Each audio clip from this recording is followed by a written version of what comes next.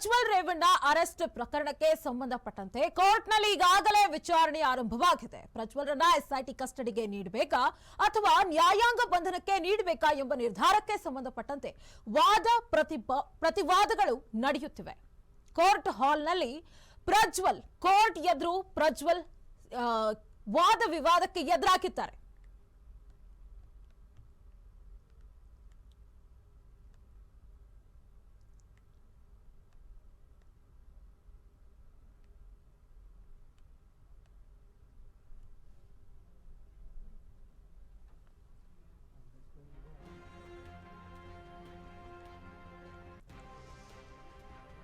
Revanna ಹಾಜರುಪಡಿಸಿದ SIT ಕಿಕ್ಕಿರಿದು ತುಂಬಿದ್ದ ಜನರ ನಡುವೆ ಕೋರ್ಟ್ಗೆ ಪ್ರಜ್ವಲ್ ಹಾಜರು.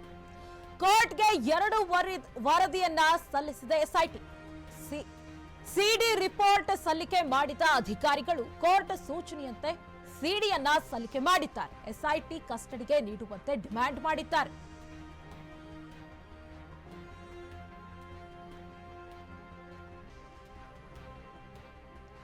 ಇನ್ನು ವಾದ ವಿವಾದಗಳು ಯಾವ ರೀತಿ ನಡೀತು, ಜಡ್ಜ್ ಏನ್ ಪ್ರಶ್ನೆ ಕೇಳಿದ್ರು ಎಲ್ಲವೂ ಕೂಡ ಹೇಳ್ತಾ ಹೋಗ್ತೇವೆ. ಜಡ್ಜ್ ಕೇಳಿರುವ ಪ್ರಶ್ನೆ, ನಿಮ್ಮ ಹೆಸರೇನು? ಪ್ರಜ್ವಲ್ಗೆ ಜಡ್ಜ್ ಪ್ರಶ್ನೆ ಮಾಡಿದ್ದಾರೆ. ಪ್ರಜ್ವಲ್ ರೇವಣ್ಣ ಅಂತ ಉತ್ತರಿಸಿದ್ದಾರೆ. ಪ್ರಜ್ವಲ್, ಎಲ್ಲಿ ನಿಮ್ಮನ್ನ ವಶಕ್ಕೆ ಪಡೆಯಲಾಯಿತು ಅಂತ ಹೇಳಿ ಪ್ರಶ್ನೆ ಮಾಡಿದ್ದಾರೆ ಜಡ್ಜ್. ತದನಂತರ ಪ್ರಜ್ವಲ್ ಉತ್ತರವನ್ನ ಕೊಟ್ಟಿದ್ದಾರೆ. ಕೆಂಪೇಗೌಡ ಏರ್ಪೋರ್ಟ್ ನಲ್ಲಿ ನನ್ನನ್ನ ವಶಕ್ಕೆ ಪಡೆದ್ರು ಅಂತ ಹೇಳಿ ಪ್ರಜ್ವಲ್ ಉತ್ತರಿಸಿದ್ದಾರೆ. ನಿಮ್ಮ ಮನೆಗೆ ತಿಳಿಸಿದ್ದೀರಾ ಅಂತ ಹೇಳಿ ಪ್ರಜ್ವಲ್ಗೆ ಜಡ್ಜ್ ಪ್ರಶ್ನೆ ಮಾಡಿದ್ದಾರೆ. ನಮ್ಮ ತಂದೆಗೆ ಹೇಳಲು ಹೇಳಿದೆ ಅಂತ ಹೇಳಿ ಪ್ರಜ್ವಲ್ ಪ್ರತಿಕ್ರಿಯೆಯನ್ನ ನೀಡಿದ್ದಾರೆ.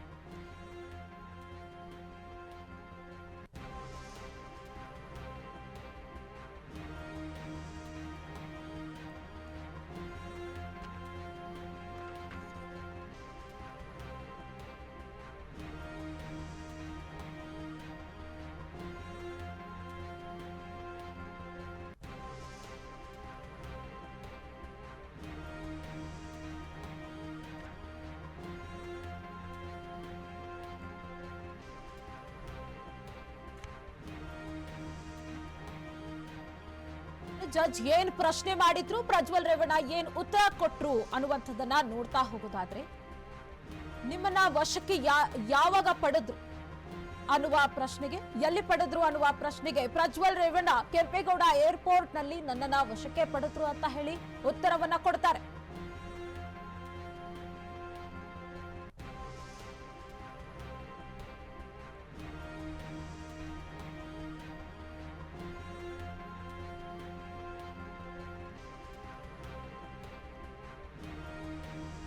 ನಿಮ್ಮ ಮನೆಗೆ ತಿಳಿಸಿದ್ದೀರಾ ಅಂತ ಹೇಳಿ ಜಡ್ಜ್ ಪ್ರಶ್ನೆ ಮಾಡಿದ್ದಾರೆ. ನಮ್ಮ ತಂದೆಗೆ ಹೇಳಲು ಹೇಳಿದೆ ಅಂತ ಹೇಳಿ ಪ್ರಜ್ವಲ್ ಉತ್ತರವನ್ನ ಕೊಟ್ಟಿದ್ದಾರೆ. ಏನಾದ್ರೂ ಟಾರ್ಚರ್ ಆಯ್ತಾ ಅಂತ ಹೇಳಿ ಜಡ್ಜ್ ಪ್ರಶ್ನೆ ಮಾಡಿದ್ದಾರೆ. ಇಲ್ಲ, ಟಾರ್ಚರ್ ಏನು ಆಗಿಲ್ಲ ಅಂತ ಹೇಳಿ ಪ್ರಜ್ವಲ್ ಉತ್ತರಿಸಿದ್ದಾರೆ. ಆದ್ರೆ ಎಸ್ಐಟಿಯ ಶೌಚಾಲಯದ ಬಗ್ಗೆ ಪ್ರಜ್ವಲ್ ದೂರು ನೀಡಿದ್ದಾರೆ. ತುಂಬಾ ದುರ್ವಾಸನೆ ಅಂತ ಪ್ರಜ್ವಲ್ ಹೇಳಿಕೆಯನ್ನ ಕೊಟ್ಟಿದ್ದಾರೆ. ಇನ್ನು ಇವ್ರು ಮಾಡಿರುವಂತಹ ಘನಂದಾರಿ ಕೆಲಸ ಇಡೀ ಹಾಸನದ ತುಂಬಾ ಪರಿಮಳ ಹರಿಸ್ತಾ ಇದೆಯಾ? ಇಲ್ಲಿ ಅವರು ಶೌಚಾಲಯದ ಕುರಿತು ಮಾತನಾಡಿದ್ದಾರೆ.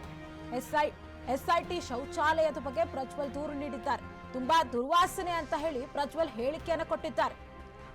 ಇದು ಜಡ್ಜ್ ಕೇಳಿರುವಂತಹ ಪ್ರಶ್ನೆಗೆ ಪ್ರಜ್ವಲ್ ರೇವಣ್ಣ ಉತ್ತರಿಸಿದ್ದಾರೆ. ನಿಮ್ಮ ಮನೆಗೆ ತಿಳಿಸಿದ್ದೀರಾ ಅಂದಿದ್ದಕ್ಕೆ ನಮ್ಮ ತಂದೆಗೆ ಹೇಳಲು ಹೇಳಿದೆ ಅಂತ ಹೇಳಿ ಪ್ರಜ್ವಲ್ ಉತ್ತರವನ್ನು ಕೊಟ್ಟಿದ್ದಾರೆ. ಏನಾದ್ರೂ ಟಾರ್ಚರ್ ಆಯ್ತಾ ಅಂದಿದ್ದಕ್ಕೆ ಅವರು ಯಾವುದೇ ರೀತಿಯ ಟಾರ್ಚರ್ ಆಗಿಲ್ಲ, ಆದ್ರೆ ಎಸ್ಐಟಿ ಶೌಚಾಲಯದ ಬಗ್ಗೆ ಪ್ರಜ್ವಲ್ ದೂರನ್ನ ನೀಡಿದ್ದಾರೆ. ತುಂಬಾ ದುರ್ವಾಸನೆ ಅಂತ ಹೇಳಿ ಪ್ರಜ್ವಲ್ ಹೇಳಿಕೆಯನ್ನ ಕೊಟ್ಟಿದ್ದಾರೆ.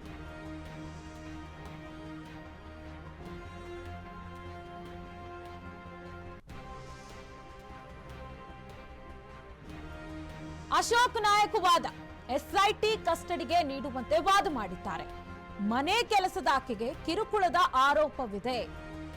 ಅಲ್ಲದೆ ದೂರುದಾರೆ ಕೊಟ್ಟ ಅಂಶಗಳ ಉಲ್ಲೇಖ, ಅತ್ಯಾಚಾರ ಮತ್ತು ಲೈಂಗಿಕ ದೌರ್ಜನ್ಯದ ಬಗ್ಗೆ ಉಲ್ಲೇಖ ಇದೆ. ಆರೋಪಿ ಎರಡನೇ ಬಾರಿ ಎಂಪಿಗೆ ಸ್ಪರ್ಧಿಸಿದ್ದಾರೆ. ಕಳೆದ ಚುನಾವಣೆಗಿಂತ ಮುಂಚೆ ವಿಡಿಯೋ ವೈರಲ್ ಆಗುತ್ತೆ. ಆಗ ಆರೋಪಿ ಸ್ಟೇ ತೆಗೆದುಕೊಳ್ತಾರೆ ಅಂತ ಹೇಳಿ ವಾದ ಮಾಡ್ತಾರೆ ಅಶೋಕ್ ನಾಯಕ್. ಆದ್ರೆ ವೈರಲ್ ಮಾಡಿದವರ ವಿರುದ್ಧ ಕ್ರಮಕ್ಕೆ ಮುಂದಾಗಲ್ಲ. ಆಗ ಸುಮ್ಮನಿತು ಈಗ ಹೇಳ್ತಾ ಇದ್ದಾರೆ. ಈತ ಓರ್ವ ವಿಕೃತ ಕಾಮಿ ತರ ಅನ್ಸುತ್ತೆ, ಆ ಸ್ಟೋರಿ ಎಲ್ಲ ಹೇಳ್ಬೇಡಿ, ಮೆರಿಟ್ ಹೇಳಿ ಅಂತ ಹೇಳಿ ಜಡ್ಜ್ ಪ್ರಶ್ನೆ ಮಾಡ್ತಾರೆ. ಸರಿ ಸ್ವಾಮಿ, ಆರೋಪಿಯ ವಿರುದ್ಧ 376 ಕೇಸ್ ಇದೆ. ಎಸ್ಪಿಪಿ ವಾದ ಮಾಡ್ತಾರೆ. ಅನೇಕ ಸಾಕ್ಷಿ ಆಧಾರಗಳಿವೆ. ಆರೋಪಿ ದೇಶ ಬಿಟ್ಟು ಓಡಿ ಹೋಗಿದ್ದಾರೆ. ಆ ಲೇಡೀಸ್ ದೂರು ಕೊಡಲು ಬರ್ತಾ ಇಲ್ಲ. ಈ ವಿಚಾರಗಳ ಇಂಟ್ರಾಗೇಷನ್ಗೆ ಕಸ್ಟಡಿಗೆ ಬೇಕು. ಈ ವಿಚಾರಗಳ ಇಂಟ್ರಾಗೇಷನ್ಗೆ ಕಸ್ಟಡಿಗೆ ಬೇಕು ಅಂತ ಹೇಳಿ ಕೇಳ್ಕೊಂಡಿದ್ದಾರೆ. ಆರೋಪಿಯ ವಶದಲ್ಲಿಟ್ಕೊಂಡು ವಿಚಾರಣೆ ಮುಖ್ಯ. ಅವರು ವಿದೇಶಕ್ಕೆ ಹೋದಾಗ ಕೇಸ್ ದಾಖಲಾಗುತ್ತಾ ಅಂತ ಹೇಳಿ ಜಡ್ಜ್ ಪ್ರಶ್ನೆ ಮಾಡಿದ್ದಾರೆ.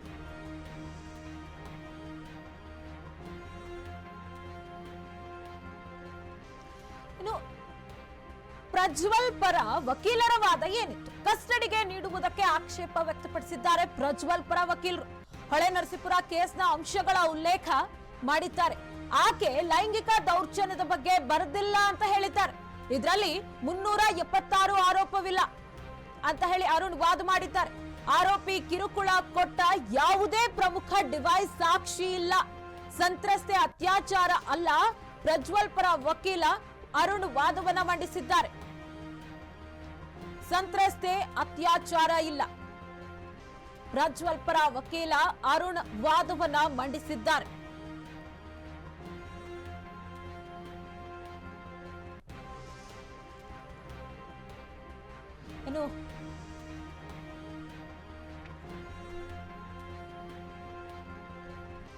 ಇನ್ನು ಪ್ರಜ್ವಲ್ ರೇವಣ್ಣ ರಾತ್ರಿ 12:47ಕ್ಕೆ ಆಗಮಿಸ್ತಾರೆ. ಅವರನ್ನ ಎಸ್ಐಟಿ ವಶಕ್ಕೆ ಪಡೆಯುತ್ತೆ. ಬೆಳಿಗ್ಗೆ ಬೌರಿಂಗ್ ಆಸ್ಪತ್ರೆಯಲ್ಲಿ ಅವರ ಆರೋಗ್ಯ ತಪಾಸಣೆ ಆಗುತ್ತೆ. ಅದಾದ ಮೇಲೆ ನ್ಯಾಯಾಲಯಕ್ಕೆ ಆಗಮಿಸಿದಂತಹ ಆರೋಪಿ ಪ್ರಜ್ವಲ್ ರೇವಣ್ಣ ಇವರ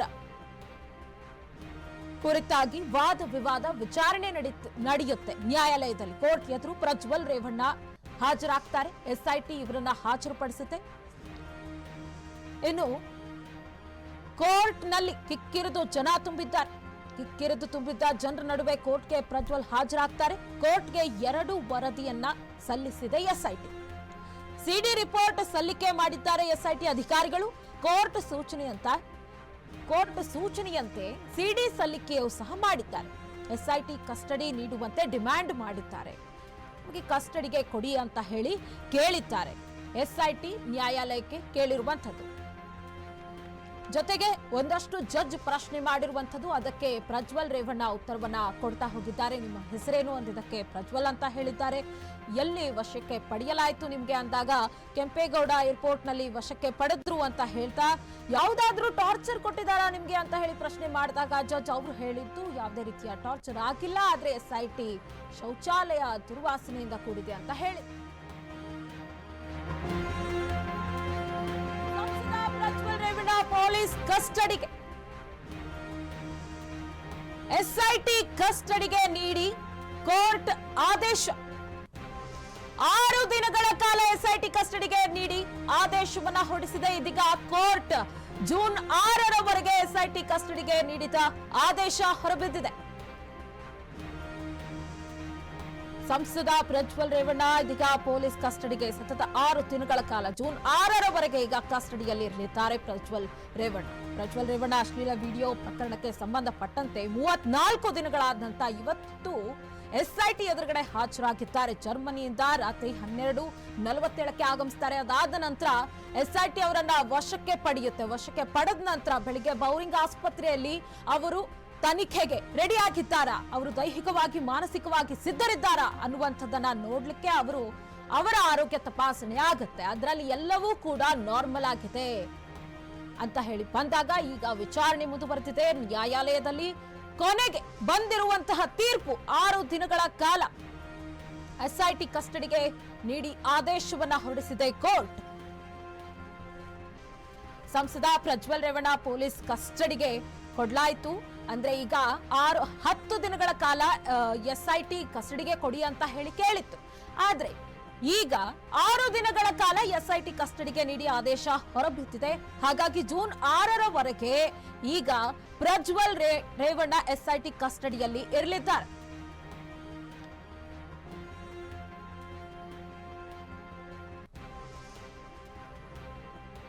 ಪ್ರಜ್ವಲ್ ಪರ ವಕೀಲರ ವಾದವೂ ಇದೆ. ಕಸ್ಟಡಿಗೆ ನೀಡುವುದಕ್ಕೆ ಆಕ್ಷೇಪವನ್ನು ವ್ಯಕ್ತಪಡಿಸಿದ್ದಾರೆ. ಇನ್ನು ಪ್ರಜ್ವಲ್ ಪರ ವಕೀಲರು ಹೇಳೋದೇನಂತಂದ್ರೆ ಕೇವಲ 1 ದಿನ ಮಾತ್ರ ಕಸ್ಟಡಿಗೆ ತಗೊಳ್ಳಿ ಅಂತ ಹೇಳಿದ್ದಾರೆ.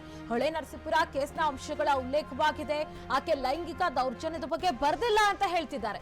ಇದರಲ್ಲಿ 376 ಆರೋಪವಿಲ್ಲ ಅಂತ ಹೇಳಿ ಅರುಣ್ ವಾದವನ್ನ ಮಂಡಿಸಿದ್ದಾರೆ. ಕೊನೆಗೆ ಈ ಎಲ್ಲ ವಾದ ವಿವಾದ ಆದ ನಂತರ ಈಗ ಕಸ್ಟಡಿಗೆ ತೆಗೆದುಕೊಳ್ಳಲಾಗಿದೆ. ಎಸ್ಐಟಿ ಕಸ್ಟಡಿಗೆ 6 ದಿನಗಳ ಕಾಲ ತೆಗೆದುಕೊಳ್ಳಲಾಗಿದೆ. ಅಂದ್ರೆ ಜೂನ್ 6ರವರೆಗೆ ಪೊಲೀಸರ ಕಸ್ಟಡಿಯಲ್ಲಿ ಇರಲಿದ್ದಾರೆ ಸಂಸದ ಪ್ರಜ್ವಲ್ ರೇವಣ್ಣ.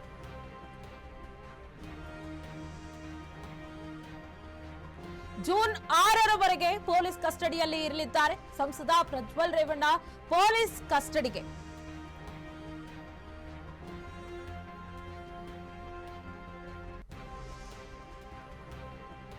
ಇದೇ ವಿಚಾರಕ್ಕೆ ಸಂಬಂಧಪಟ್ಟಂತೆ ನಮ್ಮ ಪ್ರತಿನಿಧಿ ಅಶ್ವಥ್ ಡೆಸ್ಕ್ ಲೈವ್ ನಿಂದ ಜಾಯ್ನ್ ಆಗಿದ್ದಾರೆ. ಎಸ್ ಅಶ್ವಥ್, 6 ದಿನಗಳ ಕಾಲ ಎಸ್ಐಟಿ ಕಸ್ಟಡಿಯಲ್ಲಿ ಇರಲಿದ್ದಾರೆ ಪ್ರಜ್ವಲ್ ರೇವಣ್ಣ ಅನ್ನುವಂತಹ ಮಾಹಿತಿ ಹೊರಬಿದ್ದಿದೆ. ಇದ್ರ ಬಗ್ಗೆ ಹೇಳೋದಾದ್ರೆ ಅಕ್ಷತಾ, ಕೊನೆಗೂ 34 ದಿನಗಳ ಒಂದು ಬೃಹನ್ನಳೆ ನಾಟಕ ಅಂತ ಏನು ಕರೀತಾರೆ, ಆ ಒಂದು ಬೃಹನ್ನಳೆ ನಾಟಕಕ್ಕೆ ಈಗ ಒಂದು ತೆರೆ ಬಿದ್ದಿರುವಂತಹದ್ದು. ಅಂದರೆ ಈಗ ಪ್ರಜ್ವಲ್ ರೇವಣ್ಣ ಅವರನ್ನ 6 ದಿನಗಳ ಕಾಲ ಪೊಲೀಸ್ ಕಸ್ಟಡಿಗೆ ಈಗ ತೆಗೆದುಕೊಂಡಿರುವಂತಹದ್ದು. ಇಂದಿನಿಂದ ಪ್ರಜ್ವಲ್ ರೇವಣ್ಣ ಅವರ ಅಸಲಿ ಆಟ ಶುರುವಾಗುವಂಥದ್ದು. ಅಂದರೆ ಇವತ್ತು ಪ್ರಜ್ವಲ್ ರೇವಣ್ಣ ಅವರ ಪ್ರಕರಣಕ್ಕೆ ಸಂಬಂಧಪಟ್ಟಂತೆ ಏನೆಲ್ಲ ಡೆವಲಪ್ಮೆಂಟ್ ಆಯಿತು ಅಂತ ಹೇಳಿ ಕಂಪ್ಲೀಟ್ ಆಗಿ ನಾನು ಅದನ್ನು ಎಕ್ಸ್ಪ್ಲೇನ್ ಮಾಡ್ತಾ ಹೋಗ್ತಾ ಇರ್ತೀನಿ. ಬೆಳಗ್ಗೆ ಅಂದರೆ ಮಧ್ಯರಾತ್ರಿ ಸುಮಾರು 1:15ಗೆ ಪ್ರಜ್ವಲ್ ರೇವಣ್ಣ ಅವರನ್ನ ಎಸ್ಐಟಿ ಅಧಿಕಾರಿಗಳು ವಶಕ್ಕೆ ತೆಗೆದುಕೊಳ್ತಾರೆ. ಅದಾದ ನಂತರ ಎಸ್ಐಟಿ ಕಚೇರಿಗೆ ಕರ್ಕೊಂಡ್ಬರ್ತಾರೆ. ಅದಾದ ನಂತರ ಏನು ಬೋರಿಂಗ್ ಆಸ್ಪತ್ರೆಗೆ ಅವ್ರನ್ನ ಅಂದರೆ ಒಂದು ವೈದ್ಯಕೀಯ ತಪಾಸಣೆಗೆ ಅವ್ರನ್ನ ಒಳಪಡಿಸ್ತಾರೆ. ವೈದ್ಯಕೀಯ ತಪಾಸಣೆಯಲ್ಲಿ ಅವರು he is the fit and fine ಅಂತೇಳಿ ಅಂದರೆ ಒಂದು ರಿಪೋರ್ಟ್ ಕೂಡ ಬರುತ್ತೆ. ಅಂದರೆ ಪ್ರಜ್ವಲ್ ರೇವಣ್ಣ ಅವರಿಗೆ BP ಆಗಲಿ, ಶುಗರ್ ಆಗಲಿ, ಹಾರ್ಟ್ ಬೀಟ್ ಹೆಚ್ಚಳ ಆಗೋದಾಗಲಿ ಆ ಥರ ಯಾವುದೂ ಸಮಸ್ಯೆ ಇಲ್ಲ ಅಂತೇಳಿ ಒಂದು ರಿಪೋರ್ಟ್ ಕೂಡ ಬರುತ್ತೆ. ಅದಾದ ನಂತರ ಏನು ಅವ್ರನ್ನ ಸೀದಾ 42 ACMM ಕೋರ್ಟ್ಗೆ ಅವ್ರನ್ನ ಪ್ರೊಡ್ಯೂಸ್ ಮಾಡ್ತಾರೆ. ಅಂದರೆ ನ್ಯಾಯಾಧೀಶರಾದಂತಹ ಶಿವಕುಮಾರ್ ಅವರ ಒಂದು ಪೀಠ ಏನಿದೆಯೋ ಆ ಒಂದು ಪೀಠಕ್ಕೆ ಅವ್ರನ್ನ ಅಂದರೆ ಅಲ್ಲಿ ಹಾಜರುಪಡಿಸುವಂಥ ಒಂದು ಕೆಲಸವನ್ನು SIT ಅಧಿಕಾರಿಗಳು ಮಾಡ್ತಾರೆ.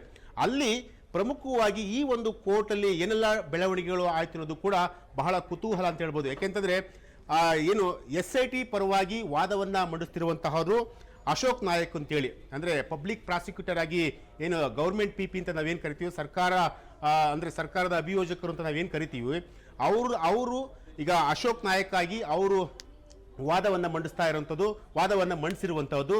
ಜೊತೆಗೆ ಪ್ರಜ್ವಲ್ ರೇವಣ್ಣ ಅವರ ಪರವಾಗಿ ಅರುಣ್ ಕುಮಾರ್ ಅಂತೇಳಿ ಅವರು ವಾದವನ್ನು ಮಂಡಿಸಿರುವಂಥದ್ದು. ಅಂದರೆ CV ನಾಗೇಶ್ ಅವರ ಏನು ರೈಟ್ ಹ್ಯಾಂಡ್ ಆಗಿ ಕೆಲಸ ಮಾಡ್ತಿರುವಂತಹ ಒಬ್ಬ ವಕೀಲರು. ಸೊ ಹಾಗಾಗಿ ಅರುಣ್ ಕುಮಾರ್ ಈಗ ಈ ಒಂದು ಪ್ರಜ್ವಲ್ ರೇವಣ್ಣ ಅವರ ವಾದವನ್ನು ಮಂಡಿಸಿರುವಂಥದ್ದು. ಅಂದರೆ ಇಲ್ಲಿ ಸುಮಾರು 1 ಗಂಟೆಗಳ ಕಾಲ ಸಂಪೂರ್ಣವಾಗಿ ವಾದ ವಿವಾದ. ಅಂದರೆ ಪ್ರಜ್ವಲ್ ರೇವಣ್ಣ ಪರವಾಗಿ ಏನು ಅರುಣ್ ಕುಮಾರ್ ವಾದ ಮಾಡಿದರೆ, ಏನು ಸರ್ಕಾರದ ಪರವಾಗಿ ಅಂದರೆ SIT ಪರವಾಗಿ ಏನು ಸೋಮಶೇಖರ್ ಅಂದರೆ ಅಶೋಕ್ ನಾಯಕ್ ಇವರು ವಾದವನ್ನು ಮಂಡಿಸಿರುವಂಥದ್ದು. ಅಂದರೆ ಇಲ್ಲಿ ಒಂದಷ್ಟು ಬೆಳವಣಿಗೆ ಕೂಡ ಆಗಿರುವಂಥದ್ದು. ಅಂದರೆ ಪ್ರಜ್ವಲ್ ರೇವಣ್ಣ 2 ಬಾರಿ ಸಂಸದರಾಗಿ ಕೆಲಸ ಮಾಡಿದಂಥವರು, ಜೊತೆಗೆ ಒಂದಷ್ಟು ಹೈ ಪ್ರೊಫೈಲ್ ಇರುವಂತಹ ವ್ಯಕ್ತಿ.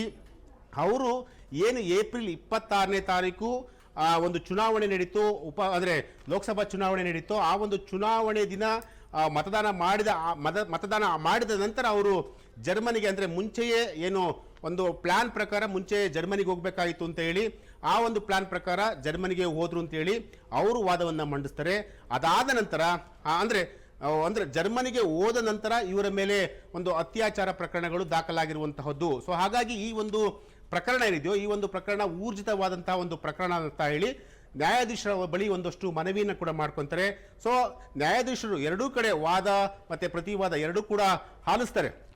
ಕೊನೆಗೆ ಕಂಪ್ಲೀಟ್ ಆಗಿ ಅಂದರೆ ಇವರು ಕೂಡ ಅಂದರೆ ಏನು ಅಶೋಕ್ ನಾಯಕ್ ಕೂಡ ಅವರು ನೇರವಾಗಿ ಅಂದರೆ ಪ್ರಜ್ವಲ್ ರೇವಣ್ಣ ಅವರನ್ನ ಅಂದರೆ ಅವ್ರ ಮೇಲೆ ಬ್ಯಾಟಿಂಗ್ ಮಾಡಲ್ಲ. ಅಂದರೆ ಕಂಪ್ಲೀಟ್ ಆಗಿ ಅಂದರೆ ಅವರು ಹಿನ್ನೆಲೆ ಮತ್ತೆ ಅವರು ಬೆಳೆದು ಬಂದಂಥ ದಾರಿ ಮತ್ತೆ ಅವರಿರುವಂತಹ ಪರಿಸ್ಥಿತಿ ಎಲ್ಲವನ್ನು ಕೂಡ ವಿಸ್ತಾರವಾಗಿ ಹೇಳ್ತಾರೆ. ಆದರೆ ನ್ಯಾಯಾಧೀಶರು ಅವರು ನೇರವಾಗಿ ಈಗ ಏನಾಗಿದೆ, ಸಬ್ಜೆಕ್ಟ್ ಏನಾಗಿದೆ, ಅದಕ್ಕೆ ನೇರವಾಗಿ ಬನ್ನಿ ಅಂತೇಳಿ ಅಶೋಕ್ ನಾಯಕರು ಕೂಡ ಹೇಳ್ತಾರೆ. ಸೊ ಆಗ ಅಶೋಕ್ ನಾಯಕರು ಹೇಳ್ತಾರೆ ಪ್ರಜ್ವಲ್ ರೇವಣ್ಣ ಒಬ್ಬ ವಿಕೃತ ಕಾಮಿ, ಸೊ ಅವರಿಗೆ ಯಾವುದೇ ಕಾರಣಕ್ಕೂ ಕೂಡ ಬೇಲ್ ಸಿಗಬಾರ್ದು, ಮತ್ತೆ ಅವರು ಸಾಕಷ್ಟು ಮಹಿಳೆಯರ ಮಾನ ಮತ್ತೆ ಪ್ರಾಣದ ಜೊತೆ ಚೆಲ್ಲಾಟ ಆಡಿರುವಂತಹ ವ್ಯಕ್ತಿ.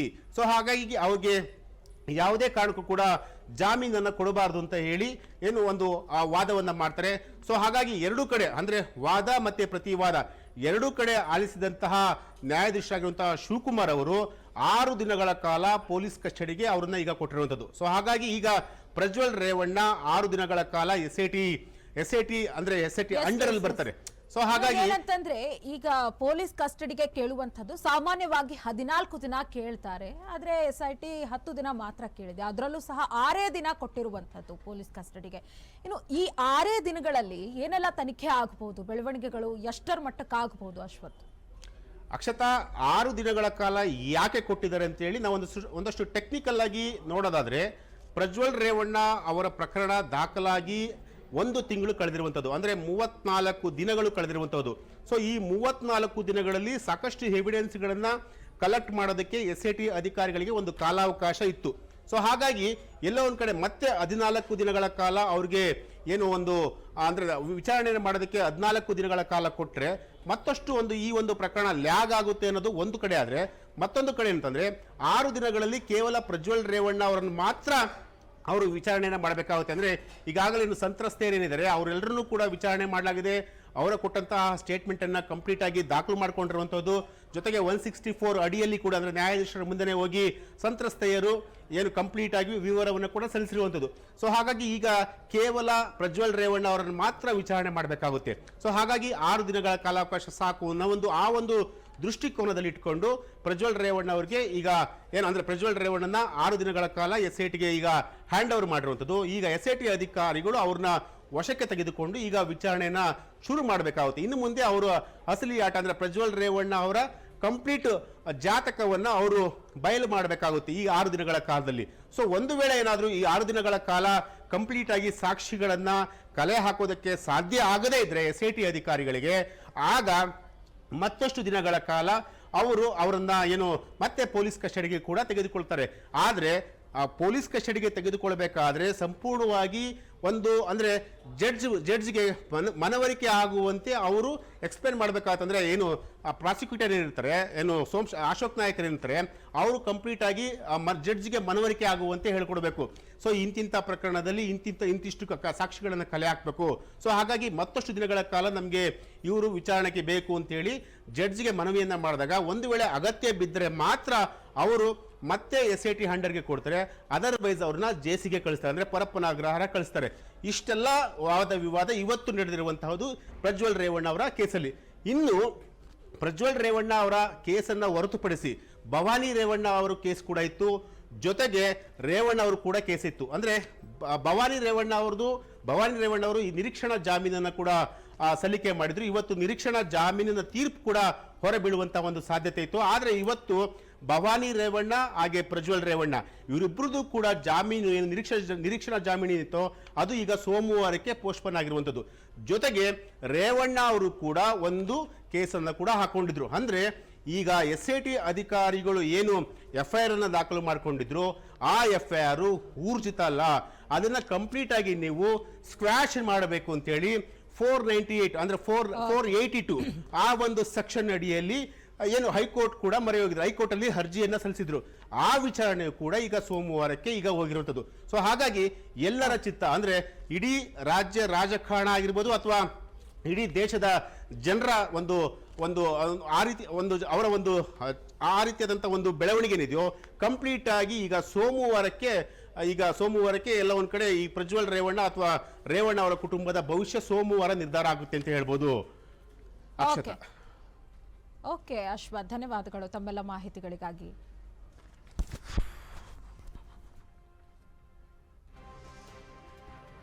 ಇನ್ನು ಕುಟುಂಬದ 3 ಸದಸ್ಯರು ಅಪ್ಪ, ಅಮ್ಮ, ಮಗ 3 ಜನ ಸಂಕಷ್ಟದಲ್ಲಿದ್ದಾರೆ. ಏನಿವರ ಭವಿಷ್ಯ ಕಾದು ನೋಡಬೇಕಾಗಿದೆ.